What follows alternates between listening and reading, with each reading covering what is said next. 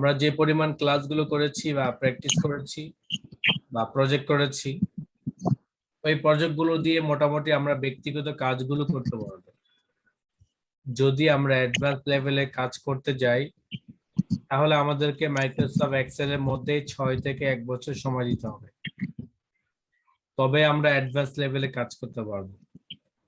Advance লেভেলের কাজ তাদেরকে বলা হয় যারা মাইক্রোসফট এক্সেল এর পোক,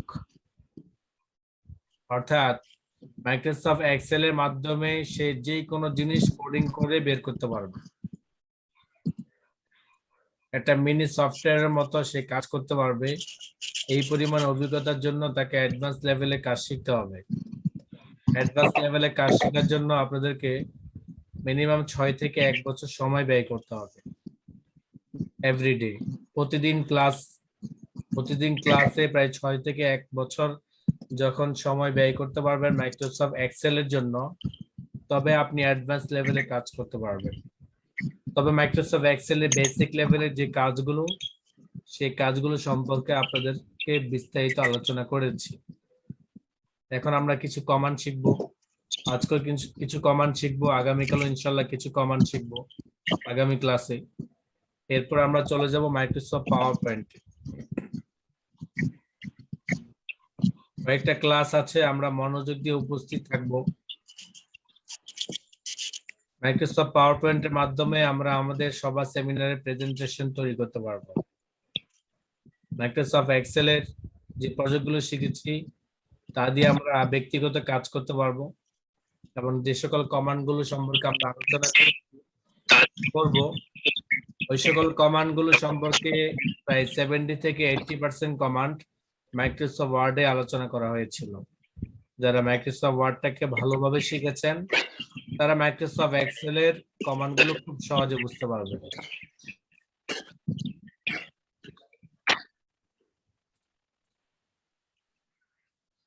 মাইক্রোসফট এক্সেল এ আমরা প্রথমে পাচ্ছি ফাইলের মধ্যে new, open, close, save S, অর্থাৎ এখানে যা যা কমান্ড গুলো আছে সবগুলো মাইক্রোসফট ওয়ার্ড এর মতোই। নিউর মাধ্যমে আমরা নতুন ফাইল খুলতে পারবো, ওপেনের মাধ্যমে পুরাতন ফাইলগুলো বের করতে পারবো, সেভের মাধ্যমে ফাইল সেভ করতে পারবো। এভাবে ডান পাশে আছে রিসেন্ট ফাইল, নিচে আছে ক্লোজ, এক্সেল অপশন, এক্সিট, সবকিছু মাইক্রোসফট ওয়ার্ড এর মতোই। মাইক্রোসফট ওয়ার্ডের মধ্যে ফাইল মেনুর মধ্যে যা যা কমান্ড আছে সবগুলো মাইক্রোসফট এক্সেলও আছে। সেকেন্ড আসেন মাইক্রোসফট এক্সেল এর মধ্যে সেকেন্ড মেনুর নাম হলো হোম মেনু। হোম মেনু থেকে আমরা cut, copy, format, painter, paste, font size, font colour, highlight colour, underline, italic, bold, তারপর আপনার বর্ডার, অ্যালাইনমেন্ট, এগুলো সবকিছু আমরা মাইক্রোসফট ওয়ার্ডে শিখেছি। অতিরিক্ত একটা কমান্ড আছে, সেটা হলো ওরিয়েন্টেশন, টেক্সট ওরিয়েন্টেশন। অর্থাৎ আপনি যদি কোনো ঘরের মধ্যে কোনাকুনি ভাবে ডানে বামে উপরে নিচে সিস্টেমে লিখতে চান, সেই ক্ষেত্রে আপনি ওরিয়েন্টেশনের কমান্ড গুলো ব্যবহার করতে পারেন। যেমন এখানে লেখা আছে অ্যাঙ্গেল ক্লোক। যখন আপনি অ্যাঙ্গেল ক্লোক সিলেক্ট করার পর টাইপ করবেন, তখনই আপনার লেখাটা কোনাকুনি ভাবে চলে আসবে। এটাকে ওরিয়েন্টেশন বলা হয়। ভার্টিক্যাল সিস্টেম করতে চান তাহলে ভার্টিক্যাল সিস্টেম করতে পারবেন, হরিজন্টাল সিস্টেম করতে চাইলে হরিজন্টাল সিস্টেমও করতে পারবেন। তার ডান পাশে আছে টেক্সট ডিরেকশন। লেখাটা ডান পাশ থেকে শুরু হবে না বাম পাশ থেকে শুরু হবে, এই বিষয়ের উপর দুটি কমান্ড, একটা রাইট টু লেফট, একটা left to right. General mode গুলোর জন্য আমরা ব্যবহার করব লেফট টু রাইট, এবং অ্যারাবিক মোডের যে সকল ভাষাগুলো আছে ওই সকল ভাষাগুলোর জন্য আমরা ব্যবহার করব রাইট টু লেফট। নিচে আমাদের ইন্ডেন্ট আছে, এক শব্দ করে একটু ডান দিকে বাম দিকে নিয়ে যাওয়ার জন্য, আমরা চাইলে এভাবে নিতে পারবো।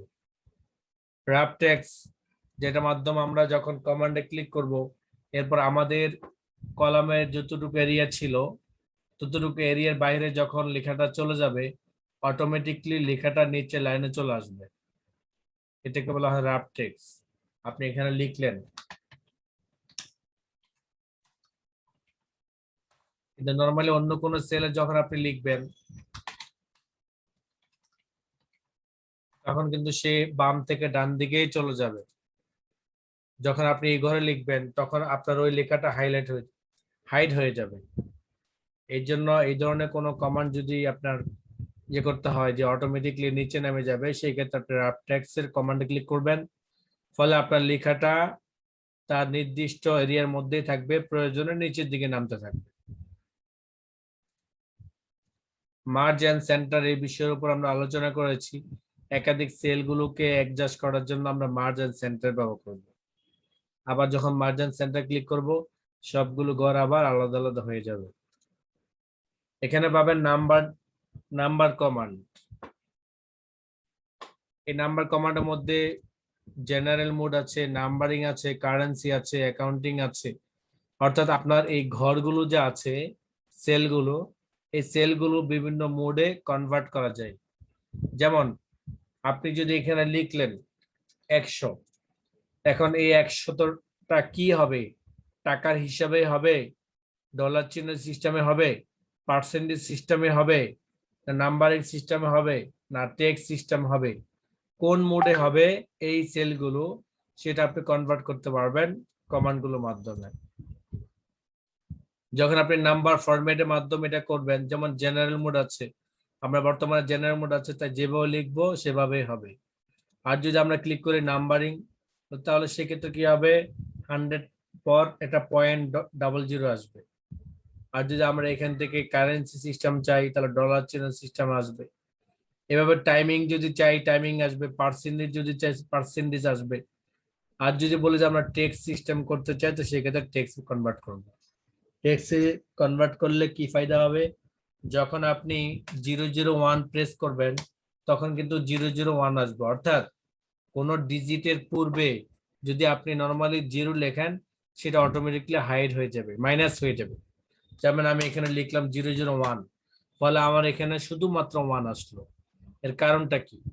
এর কারণটা হলো আমার এই সেলটা জেনারেল মোডে আছে, টেক্সট মোডে নেই। যদি টেক্সট মোডে থাকতো তাহলে আমার 001 আসতো। যেমন আমরা টেক্সট মোডে ক্লিক করলাম, এরপর 001 প্রেস করলাম, ফলে দেখেন আমার 1 এর পূর্বে 00টা সেট হয়ে আছে। এটা কিভাবে সম্ভব? যখন আমার টেক্সট মোডগুলো পরিবর্তন করা থাকবে। যখন নর্মালি আমরা লেখালেখি করি, সেগুলো জেনারেল মোড থাকবে।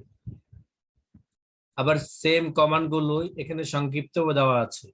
ডলার চিহ্ন যদি চান ডলার চিহ্ন করতে পারবেন, অ্যারো চিহ্ন ক্লিক করার পর এখানে আবার অন্যগুলো করতে পারবেন। অন্য euro system, euro euro dollar euro করতে পারবেন, ডলার চিহ্ন করতে পারবেন, অথবা আরো যে সকল কারেন্সি গুলো আছে দেশওয়ারি, আপনি চাইলে ওগুলো ব্যবহার করতে পারেন। আপনি যখন মোর অ্যাকাউন্টিং ফরম্যাটে যাবেন, সেখানের মধ্যে আপনাকে দেখিয়ে দেবে যে আপনি কোন কোন দেশ থেকে কোন কোন দেশের যেগুলো চান। যেমন এখানে সিম্বল, এখানে ডলার চিহ্ন আছে, আপনি নিচের দিকে যান, আপনি অনেক অনেক দেশের ইয়েগুলো পাবেন, তাদের তাদের টাকার চিত্রগুলো, কোন দেশে কি ব্যবহার করা হয়, ওই চিত্রটাই, ওই লোগোটাই আপনি এখানে পাবেন। বাংলাদেশি টাকাও পাবেন আপনি এখানে। এবার আসেন কন্ডিশনাল ফরম্যাটিং।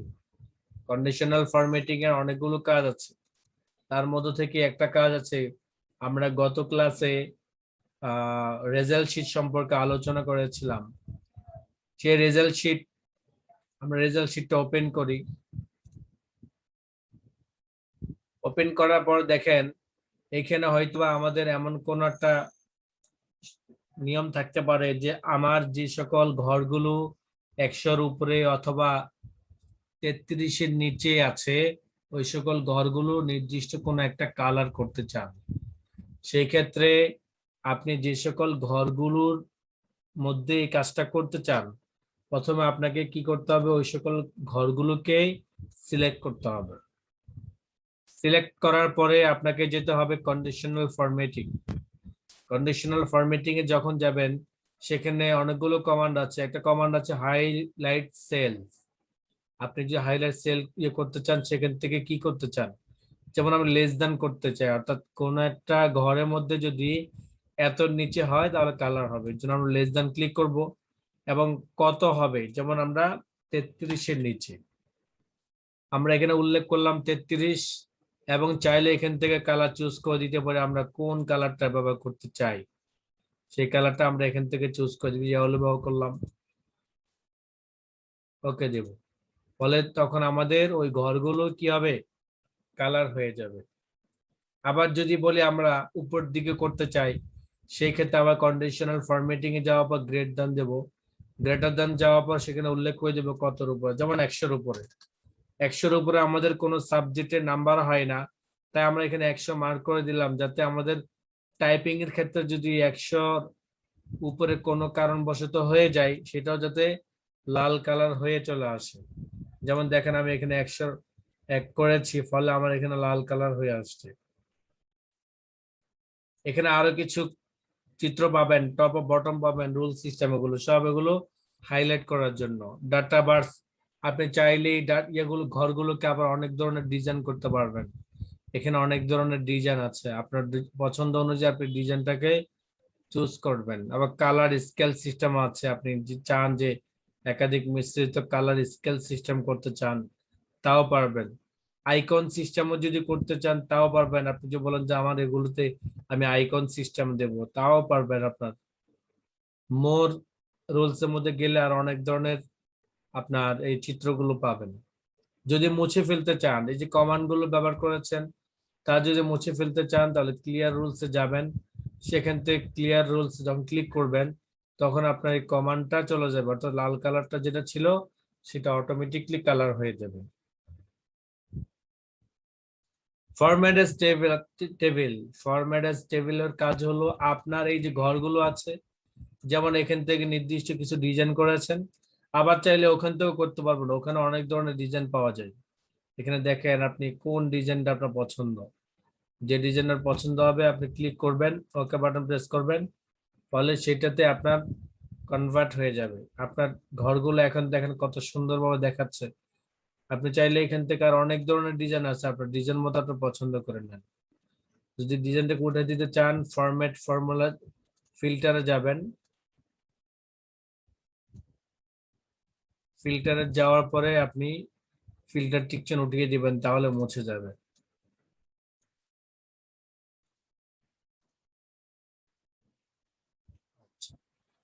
যদি চান সেল, শুধুমাত্র সেল করবেন, প্রতিটা ঘর করবেন না আপনি, সেই ক্ষেত্রে আপনি কোন সেল করতে চান, কোন সেলকে কোন ডিজাইন করতে চান, সেই ক্ষেত্রে সেল স্টাইলে যাবেন, সেখানে অনেক ধরনের স্টাইল আপনি পাবেন।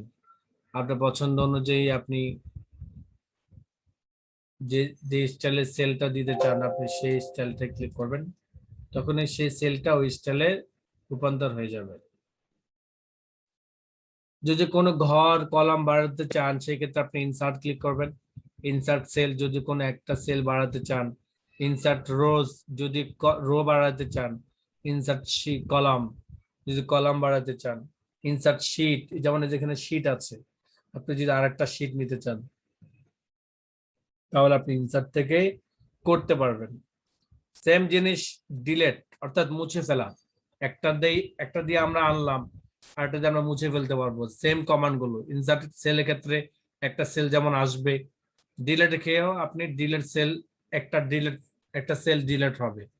ডিলেট শীট রোজ, এই শীটের একটা রো ডিলেট হবে। ডিলেট শীট কলম, এই শীটের একটা কলম ডিলেট হবে। ডিলেট শীট, এই শীটটা ডিলেট হয়ে যাবে। এগুলো ডিলেট করার জন্য।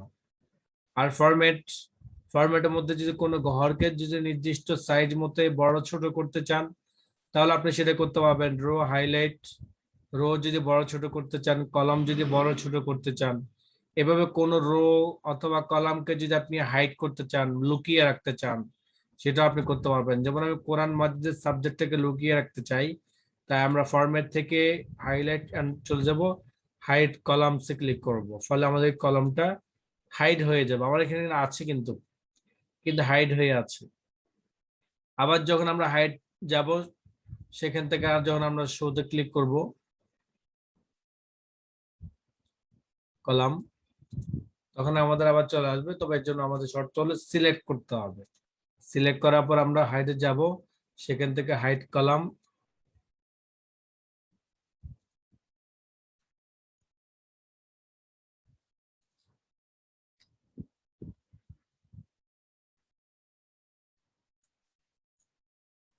তখন আমাদের এটা চলে আসবে।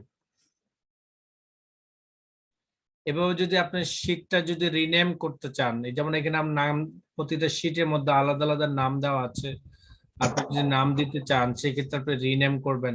মুভ আর কপি, যদি কোনো শীট কপি করতে চান অথবা মুভমেন্ট করতে চান সেটাও আপনি করতে পারবেন। টেপ কালার করতে চাইলে টেপ কালার করতে পারবেন। অর্থাৎ এটা হলো আপনার এই সেলগুলো শীটগুলো সম্পর্কিত। আপনি যদি কোনো সেলকে নির্দিষ্ট পরিমাণ বড় করতে চান, যেমন আমরা এই সেলটাকে বড় করতে চাই, এর জন্য আমরা রোতে চলে যাব। কি পরিমাণ সাইজে আমরা এটাকে বড় করতে চাই, যা অটোমেটিকলি দেখা যাচ্ছে একটা সাইজ আছে 20.25, এই জন্য আমরা এখানে দিলাম 25 দিলাম। ফলে দেখেন আমার এই রোটা 25 পরিমাণে, যেমন স্বাভাবিক এই রো গুলো যে সাইজের আছে তার থেকে কিন্তু একটা বড় আছে এটা।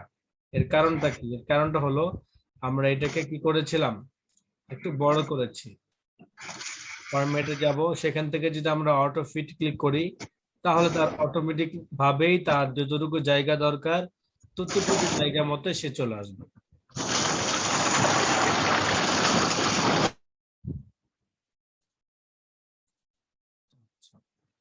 এবার আসেন অটো সাম। অটো সাম, এখানে যেমন আমরা দেখা যাচ্ছে আমাদের অটো সাম, আসলে অটো সামের ভিতরে আরো কিছু জিনিস আছে, যেমন সাম যেটার মাধ্যমে আমরা যোগ করে থাকি।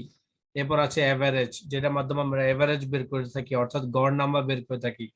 কাউন্ট নাম্বার, ম্যাক্সিমাম, মিনিমাম, এগুলো হলো আমরা যদি এগুলো সম্পর্কে আমরা একটু আলোচনা করব। অলরেডি আমরা 2-3টা কমান্ড সম্পর্কে আমরা জানি, যেমন সাম, এভারেজ এবং মিনিমাম। অর্থাৎ আমরা এই সূত্রটা বের করার জন্য বের করেছিলাম যে মিনিমাম যদি এত নিচে হয় তাহলে তারা ফেল, এই সম্পর্কে আমরা একটা প্রজেক্ট করেছি। অর্থাৎ মিনিমাম দিয়ে বোঝানো হয় কোনো কিছুর মিনিমাম বের করতে চাইলে, এবং কোনো কিছুর ম্যাক্সিমাম যদি আপনি বের করতে চান তাহলে আপনি এখান থেকে করতে পারবেন। যেমন আপনি চাচ্ছেন যে আপনার এই ঘরগুলো থেকে, আপনি চাচ্ছেন যে এই ঘরগুলো থেকে যদি সর্বোচ্চ নাম্বার কে পেয়েছে, তাই আপনি এখানে ফলাফল আনতে চাচ্ছেন। এর জন্য আপনি ইকুয়ালস টাইপ করবেন, এরপর আপনি লিখলেন MIX, লিখলেন MIX, এরপর ঘরগুলোকে আপনি সিলেক্ট করে দিলেন, সিলেক্ট করে দেওয়ার পর ক্লোন ব্যবহার করলেন একটা, আবার শেষ ঘরটা আপনি সিলেক্ট করে দিলেন। এরপর ফার্স্ট ব্র্যাকেট ক্লোজ, যখন এন্টার বাটন প্রেস করবেন তখন আপনার ফলাফলটা চলে আসবে যে আপনি আসলে ম্যাক্সিমাম কি জানতে চাচ্ছেন। ঠিক আমাদের এই কাজটা হলো কাউন্ট ম্যাক্সিমাম কাজ হলো এটা, যে আমরা কোন একটা ঘরের ম্যাক্সিমাম জিনিসটা দেখতে চাই, সেক্ষেত্রে আমরা এখান থেকে দেখতে পারবো। এভাবে যদি আমরা মিনিমাম কোনো তথ্য জানতে চাই তাও আমরা মিনিমাম তথ্য জানতে পারবো। এভাবে আমরা তথ্যগুলো জেনে নেব যে আমরা আসলে কি জানতে চাচ্ছি।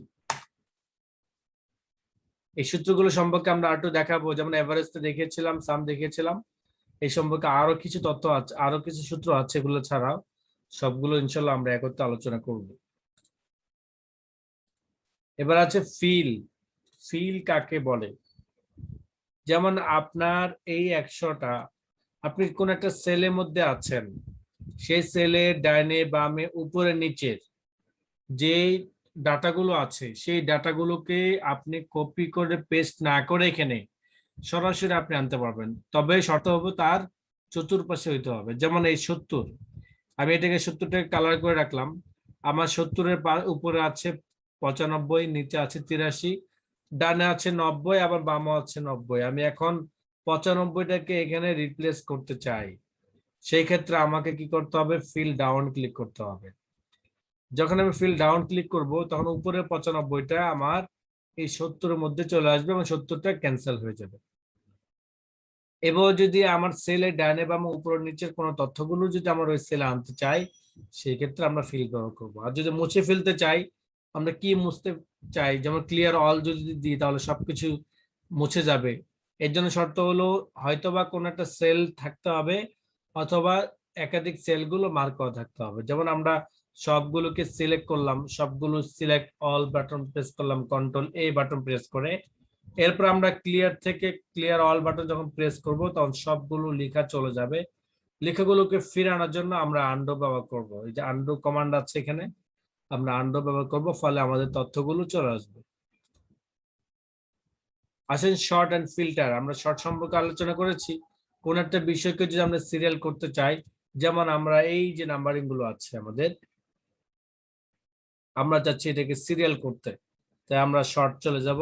শর্ট সিরিয়ালটা কোন সিস্টেমে হবে, লার্জ থেকে স্মল আসবে না স্মল থেকে লার্জ সিস্টেম আসবে? আমরা যদি বলে যে স্মল টু লার্জ হবে, তাহলে সেই ক্ষেত্রে আমরা এভাবেই ইয়ে করব, ফলে আমাদের স্মল থেকে আসবে, অর্থাৎ শুরু থেকে 1 থেকে 2 এভাবে নিচের দিকে যেতে থাকবে।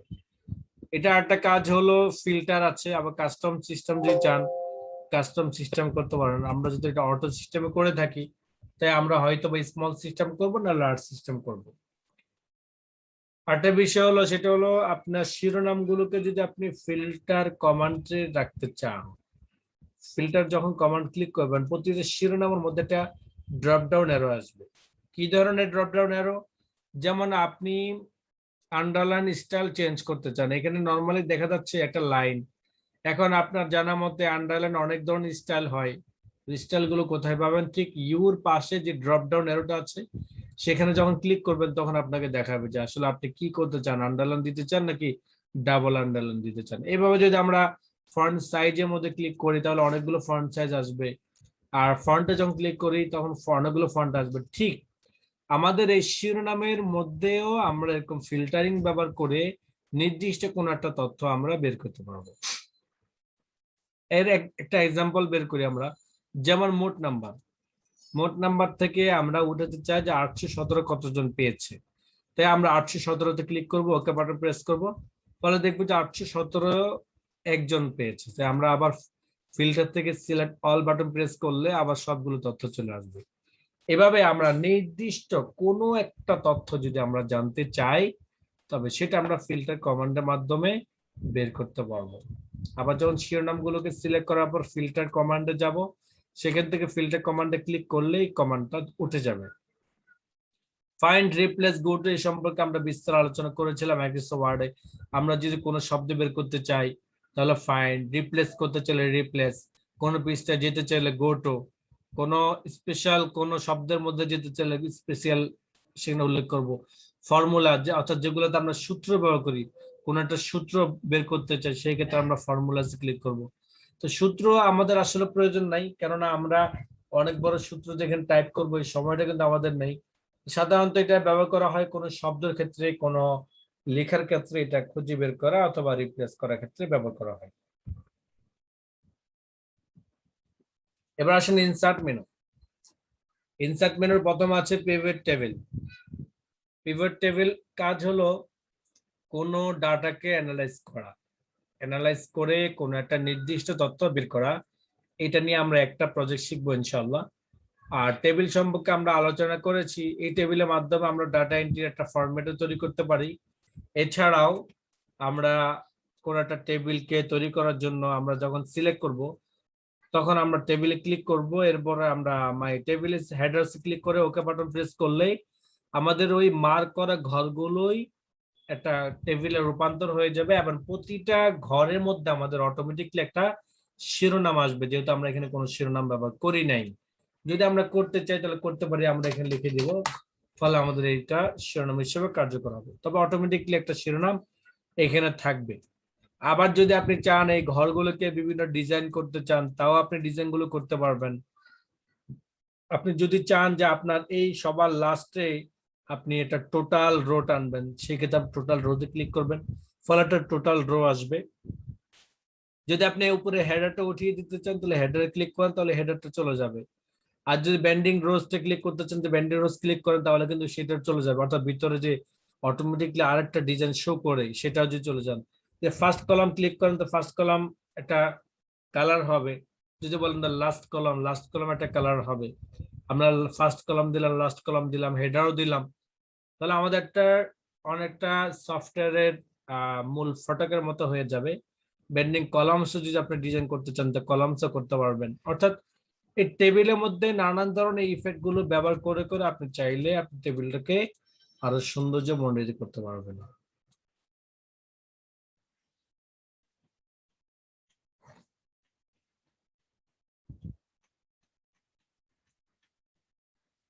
আচ্ছা,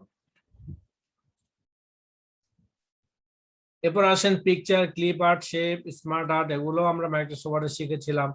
কলম, এরপর hyperlink, text box, header footer, word art, object, symbol, মোটামুটি আমরা বাকি যে সকল কমান্ড গুলো আছে সবগুলো কিন্তু আমরা মাইক্রোসফট ওয়ার্ডে শিখেছিলাম। যেমন পিকচারের মাধ্যমে যদি আমরা কোনো পিকচার যদি আমরা আনতে চাই, এরপর লোকেশন দেখিয়ে দিব আমরা কোন জায়গা থেকে আমরা আনতে চাই, আমাদের পিকচারটা কোথায় আছে, আমরা সেই লোকেশনটা দেখিয়ে দেব। এরপর আমরা যখন ইনসার্ট বাটন ক্লিক করব ফলে আমাদের এই পিকচারটা চলে আসবে। পিকচারটা আসার পর আমরা পিকচারটা কি করতে চাই, ঠিক মাইক্রোসফট ওয়ার্ডের মতোই যা যা করণীয় আমাদের সবকিছু আমরা করে নেব। এরপর যদি কোথাও যদি আমরা এটাকে সেট করতে চাই সেটা আমরা করে নেব আমাদের মন মতে। বাকি মোটামুটি আপনি যদি শেপ ইফেক্ট চেঞ্জ করতে চান, শেপ চেঞ্জ করতে চান, বর্ডার দিতে চান, সবকিছুই মাইক্রোসফট ওয়ার্ডের মতো। 99% না বরং 100%ই মাইক্রোসফট ওয়ার্ডের মতোই। মাইক্রোসফট ওয়ার্ডের মধ্যে পিকচারের মধ্যে যা যা ইফেক্ট গুলো ব্যবহার করা যেত আপনি মাইক্রোসফট এক্সেলও সেটাও করতে পারবেন। পিকচারের পর আছে ক্লিপ আর্ট, অর্থাৎ আপনার কম্পিউটারে ব্যক্তিগতভাবে যে সকল পিকচার গুলো তার কালেকশনে থাকে ওই সকল পিকচার গুলো বের করার জন্য ক্লিপ আর্ট ক্লিক করবেন এবং ডান পাশে একটা টাচ পেন বার আসবে, সেখান থেকে সার্চে ক্লিক করলে বা গোতে ক্লিক করলেই পিকচার গুলো চলে আসবে। আপনি চাইলে সেখান থেকে পিকচার গুলো এনে এখানে পিকচার আনার পর যা যা করণীয় কাজগুলো ছিল সবকিছু করতে পারবেন। শেপ গুলোর মাধ্যমে আপনি নির্দিষ্ট কিছু শেপ আকারে ডিজাইন তৈরি করতে পারবেন। স্মার্ট আর্টের মাধ্যমে আপনি এবার বংশধারা অথবা কোনো ধরনের গ্রাফ তৈরি করতে পারবেন। কলাম, স্পাই, বার, এগুলোর মাধ্যমে আপনি এভাবেই কোনো একটা কোম্পানির হিসাবগুলোকে আপনার চিত্র মাধ্যমে তুলে ধরতে পারবেন। যেমন আমরা একটা চিত্র তুলে ধরি, যেমন আমরা 3 বন্ধু মিলে আমরা কিনলাম একটা কেক, একজনের 45, একজনের 35, 45 আর 35 হলো 80, আমরা বাকি 20 টাকা নিল আরেকজন, আমরা তাদের নাম লিখে ফেললাম। এরপর আমরা নাম এবং টাকার অঙ্কটাকে সিলেক্ট করার পর আমরা এখান থেকে কোন স্টাইলে আমরা করতে চাই, যেমন পাইতে ক্লিক করব। আবার পায়ের অনেক ধরনের স্টাইল পাওয়া যাবে, যে কোনো স্টাইলটাকে আমরা পছন্দ করে নিব। আবার এই চারটাও আপনি অনেক ধরনের স্টাইল করতে পারবেন, এখানে অনেক ধরনের স্টাইল আছে, কালার অনুযায়ী আপনি স্টাইল গুলো পছন্দ করে নেন। পার্সেন্টেজের মাধ্যমে যদি করতে চান পার্সেন্টেজের মাধ্যমে ক্লিক করবেন, এখানে অনেক ধরনের পার্সেন্টেজ স্টাইলও আছে। একটা স্টাইল আছে শুধু নামের পাশে, নামের পাশেই নামটা আলাদা থাকবে, পার্সেন্টেজ ঘরের মধ্যে উল্লেখ থাকবে। আবার একটা স্টাইল আছে নাম সহ আসবে। অর্থাৎ অনেকগুলো স্টাইল আপনি এখানে পাবেন, আপনার পছন্দ অনুযায়ী আপনি তৈরি করে নেবেন। ডিলিট করার জন্য ডিলিট বাটন প্রেস করলেই এটা চলে যাবে। টেক্সট বক্সের মাধ্যমে তো আমরা একটা টেক্সট বক্স তৈরি করতে পারবো, বাকি কাজ আমরা লেখাটাকে লিখে যে কোনো জায়গায় মুভমেন্ট করতে পারবো খুব সহজে। হাইপারলিংকের মাধ্যমে আমরা সাধারণত কোনো ফাইলকে আমরা অ্যাটাচ করতে পারবো, অথবা আমরা আমাদের যখন ডাটা এন্ট্রি গুলো করবো সেই ক্ষেত্রে আমরা কোনো তথ্যগুলো আমরা এখানে অ্যাড করতে পারবো হাইপারলিংকের মাধ্যমে। আরেকটা কাজ হলো যে আমরা কোনো লিংক অ্যাড করতে পারবো, যেমন আমরা এখানে লিখলাম কমিউনিটি ক্লাব কি, এটা বিস্তারিত দেখার জন্য আমরা ফেসবুক আমরা লোকেশনটা দেখিয়ে দিব। যেমন আমরা এখানে লিখলাম আকরাম লেখার পরে আকরামের সিলেক্ট করার পর আমরা হাইপারলিংক ক্লিক করব। এরপর আমরা অ্যাড্রেস বার লিখে দিব আসলে এই আকরামটা ক্লিক করলে আমরা কোথায় যেতে পারি। যেমন আমরা এখানে ফেসবুক লিখলাম www.facebook.com। যখন আমরা ওকে বাটন প্রেস করব ফলে আমার আকরামের মধ্যে একটা লিংক তৈরি হয়ে গেল। আমি যখন কন্ট্রোল বাটন ধরে আকরামে ক্লিক করব তখন আমার এই যে লিংকটা দেওয়া ছিল আকরামের ফেসবুক, আমরা সেই ফেসবুকে চলে যেতে পারবো এবং ওখানে আকরাম সম্পর্কে বিস্তারিত তথ্যগুলো জানতে পারবো যদি আমাদের ওখানে তথ্যগুলো দেয়া থাকে। যদি লিংকটাকে আমরা ফেলে দিতে চাই তাহলে রাইট বাটন ক্লিক করে আমরা রিমুভ হাইপার লিংকে ক্লিক করব, ফলে আমাদের হাইপার লিংকটা ক্যান্সেল হয়ে যাবে। হেডার এন্ড ফুটারের মাধ্যমে আমরা আমাদের পেজগুলোতে হেডার ব্যবহার করতে পারবো। মাইক্রোসফট ওয়ার্ডের মধ্যে আপনারা দেখেছেন যে বিশাল বড় একটা শীট, আসলে এই শীটটা আপনার এই পেজগুলোতে বিভক্ত করা, দেখেন এখানে দেখেন ছোট ছোট পেজ মাইক্রোসফট ওয়ার্ডের মতোই আসছে। আপনিও চাইলে আপনি এইভাবে কাজ করতে পারেন। আবার যে বলে দেন না আমি এক্সেলের যে শীট বিশাল আকার শীট আছে আমি সেভাবে কাজ করতে চাই, সেক্ষেত্রে জুমের পাশে আপনি নর্মাল ভিউজ আছে, নর্মাল ভিউজের মাধ্যমে এটা করতে পারবেন। এটা হলো এই যে রেখাগুলো আছে এটা হলো আপনার এরিয়া, আপনার এক একটা পেজের এতটুকু এরিয়া, এর বাইরে যদি কোনো লেখা চলে যায় তাহলে সেই লেখাটা কেটে যাবে। যেমন আমি এখানে লিখলাম, এই যে লেখাটা আছে অতিরিক্ত বর্ডারের পাশে যে লেখাটা গেছে এই লেখাটা কিন্তু কোথায় চলে যাবে, বাদ পড়ে যাবে, তাহলে এই লেখাটা আমরা আর পাবো না। এর জন্য আমাদের লেখাটা এর ভিতরেই থাকতে হবে। এবার আসেন সিগনেচারে কোনো কাজ নেই, ওয়ার্ডের মাধ্যমে আমাদের লেখাগুলোকে বিভিন্ন ধরনের ডিজাইন করতে পারবো। এখানে আমরা যেমন এখানে লিখলাম আমরা রাখলাম, এরপর চাইলে লেখাটাকে আমরা আর অনেক ধরনের স্টাইল করতে পারবো। এখানে স্টাইল অনেক চেঞ্জ আছে। ওয়ার্ড এট মাইক্রোসফট ওয়ার্ড এক ধরনের, মাইক্রোসফট পাওয়ার পয়েন্টে কিন্তু আরেক ধরনের, কিন্তু দুটোটা কাজ একই, অর্থাৎ লেখাটাকে একটা স্টাইলে রূপান্তর করা। আবার এখানে শেপ গুলো চেঞ্জ করতে পারবেন, কোন একটা শেফের মাধ্যমে আপনি এটাকে পরিবর্তন করতে পারবেন আপনার পছন্দ অনুযায়ী।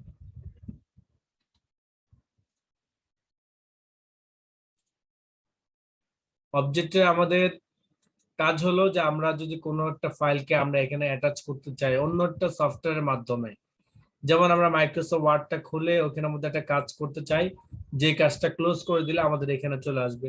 অথবা মাইক্রোসফট অথবা আমরা গ্রাফিক্সে কোনো কাজ করতে চাই গ্রাফিক্স সফটওয়্যারের মধ্যে, যে গ্রাফিক্সের মাইক্রোসফট এক্সেল থাকা অবস্থায় যদি কোনো অন্য কোনো সফটওয়্যারের মাধ্যমে কাজ করে আনতে হয়, চাইলে আপনি লিংকের মাধ্যমে যেতে পারেন, অথবা ওই সফটওয়্যার ওপেন করে ওই সফটওয়্যার মধ্যে লিখে কপি করে এখানে আসে পেস্ট করে দিলে চলবে। যেমন আমরা অ্যাডোবি ফটোশপের মধ্যে যেতে চাই, অর্থাৎ আমরা এখানে একটা ডিজাইন করব, যে ডিজাইনটা অ্যাডোবি ফটোশপের মাধ্যমে করতে হবে। আমরা অ্যাডোবি ফটোশপ ক্লিক করার পর ওকে বাটন প্রেস করব। যদি আমাদের অ্যাডোবি ফটোশপ ইনস্টল করা থাকে তবে সেই সফটওয়্যারটা ওপেন হবে। ওপেন হওয়ার পর আপনার ওখানে যা যা ডিজাইন করার করে নেবেন, করার পর যখন ক্লোজ বাটন প্রেস করবেন তখনই আপনার এই মাইক্রোসফট এক্সেলের মধ্যেই আপনার সেই ফাইলটা চলে আসবে যে ফাইলটা আপনি ডিজাইন করেছেন। যেমন আমরা এখানে অ্যাডোবি ফটোশপ ফাইলটা অ্যাটাচ করার জন্য ওই সফটওয়্যার ইনস্টল করে ক্লিক করেছি, এখন সেই সফটওয়্যারটা ওপেন হয়ে গেছে। এখন আমরা চাইলে এটাতে কোনো ডিজাইন করতে চাইলে করতে পারবো, করার পরে গিয়ে আমরা আরো কি করতে চাই, আরো যা যা করতে চাই সবকিছু করে নেব। আমরা এখানে অনেক ধরনের ডিজাইন আছে, যদিও এটা গ্রাফিক ডিজাইন যারা কাজ করে তাদের জন্য এটা। এরপর যখন আমরা ক্লোজ বাটন প্রেস করব তখন আমাদের এই ডিজাইনটা মাইক্রোসফট এক্সেল এর মধ্যে চলে আসবে।